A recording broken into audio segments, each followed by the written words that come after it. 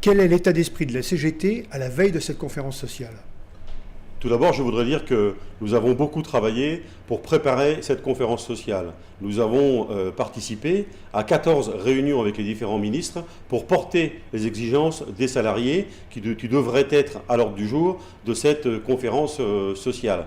Nous avons également formulé 94 propositions sur l'ensemble des conférences sociales avec 5 prioritaires. Je pense au contrôle des aides publiques, et notamment les 200 milliards d'euros qui sont donnés tous les ans au patronat, soi-disant pour préserver l'emploi, alors qu'on voit que la courbe du chômage ne cesse d'augmenter, la question des salaires, la question des retraites, la question des minima sociaux, toutes ces questions sont formulées en termes d'exigence à l'ouverture de cette conférence sociale.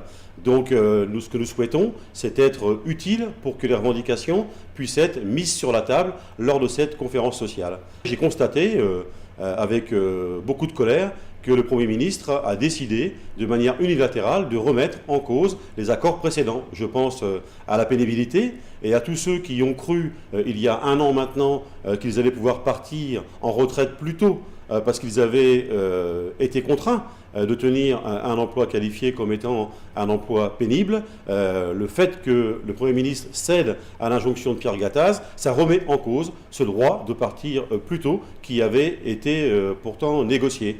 Le fait aussi que le Premier ministre remette en cause les 24 heures minimum dans le cadre d'un contrat à temps partiel, c'est une remise en cause unilatérale sous l'injonction du MEDEF avant même l'ouverture de la conférence sociale, ce qui m'a contraint d'écrire au président de la République pour lui dire qu'il fallait qu'il précise le sens du dialogue qu'il entendait mener avec les syndicats de salariés.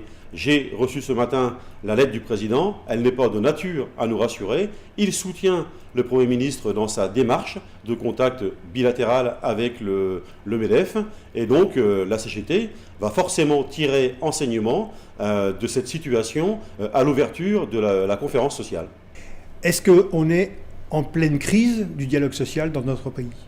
Oui, le dialogue social au sens où on pouvait l'entendre, un dialogue franc, loyal, constructif, qui permette de mettre l'ensemble des idées et propositions sur la table et d'essayer de trouver des solutions aux revendications qu'ont aujourd'hui les salariés. En clair, nous avons le sentiment aujourd'hui que nous passons beaucoup de temps en réunion pour qu'il ne sorte absolument rien dans l'intérêt des salariés. Et notre conception du dialogue social, ce n'est pas d'accompagner les reculs sociaux voulus par le patronat et voulus par ce gouvernement, c'est bien au contraire de faire en sorte que nous trouvions des solutions pour que sur les salaires, sur l'emploi, sur la retraite, les choses s'améliorent pour les salariés de ce pays.